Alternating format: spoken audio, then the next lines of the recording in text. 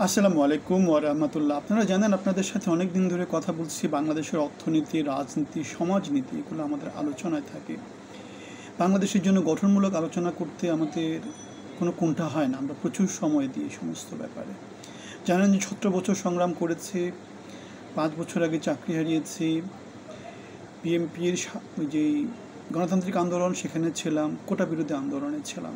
সুতরাং বাংলাদেশের জন্য কথা বলতে আমরা অনেক বেশি ত্যাগ স্বীকার করেছি এবং আমরা যেটাকে বলে আর কি, আমাদেরকে কোনোভাবেই কেউ না করতে পারে না, আমাদেরকে কোনোভাবেই কেউ অযোগ্য হিসেবে চিহ্নিত করতে পারে না।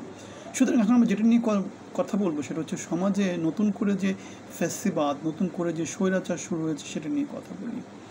আমরা দেখেছি আমাদের ক্লাস 10 ফার্স্ট লিটনের ফ্ল্যাটের যে কাহিনী ভিত্তিক যে জিনিসপত্রগুলো, সেটার ওস্তাদ হচ্ছে আমাদের ফারুকী। এখন ফারুকী আমাদের এখন কমান্ডে আছে, আর ওদিকে আমাদের সিদ্দিক যে হচ্ছে তার শাগরেদ, নানা রকম নাটক সিনেমা অভিনয় করতো, সে এখন কোথায় আছে? রিমান্ডে আছে। সুতরাং ফারুকী কমান্ডে, সিদ্দিক রিমান্ডে। কারণ কি? আমরা দেখেছি 3জন সাংবাদিক চাকরি হারিয়েছে ফারুকীকে কোশ্চেন করতে গিয়ে, যে মুজিব ছবিতে তো আপনারা অনেক অভিনয় করেছেন, কান চলচ্চিত্র উৎসবে ঘুরে আসছেন, এখন আবার এই সরকারে এসে আপনারা কি অনেক বেশি প্রভাব বিস্তার করছেন, কাহিনী কি?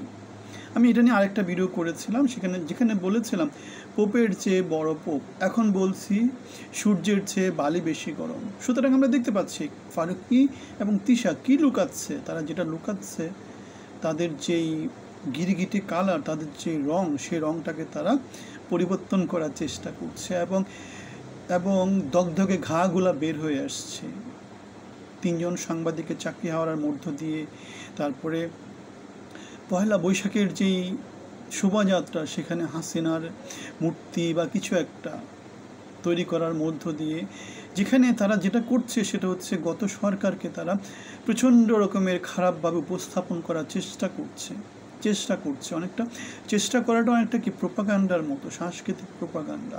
এখন জনগণ সেটাকে অ্যাকসেপ্ট করে কিনা সেটা হচ্ছে কথা, জনগণ কি সেটাতে অ্যাকসেপ্ট করে কিনা। এখন ফারুকী যেটা চেষ্টা করছে সেটার পিছনে কতজনের জনসমর্থন আছে, এগুলোকে জোর করে আমাদের বাংলাদেশের উপর চাপিয়ে দেওয়ার মতো কোনো কিছু না। আপনাদের কি মনে হয়, যদি এমন হতো যে একটা সুষ্ঠু ভোট হয়েছে, যে ভোটের মাধ্যমে কোনো একটা সরকার এসেছে, যেখানে আওয়ামী লীগ কোনো সিট পায়নি, সব সিট কে পেয়েছে? বিএনপি পেয়েছে অথবা জামাত পেয়েছে, তখন কি করতে পারে? তখন তারা হাসিনাকে বা গত সরকারকে কি করতে পারে? একদম ফ্যাসিস্ট, স্বৈরাচার, যত খারাপ কিছু সে কিছুতে তারা চিহ্নিত করতে পারে। কিন্তু এখন এই অবস্থায়, যেখানে অন্তর্বর্তী একটা সরকার আছে, নিরপেক্ষ একটা সরকার হিসেবে থাকার কথা ছিল, তারা যেই প্রচার প্রোপাগান্ডাগুলো দিচ্ছে সেগুলো কি আপনাদের কাছে কি নর্মাল মনে হয়? আমার কাছে কিন্তু নর্মাল মনে হয় না। আমার কাছে মনে হয় যে ওই যে সূর্যের চেয়ে বালি গরম, পোপের চেয়ে বেশি পোপ হয়ে যাওয়া, মানে বাংলাদেশকে কি করা, নতুন করে একটা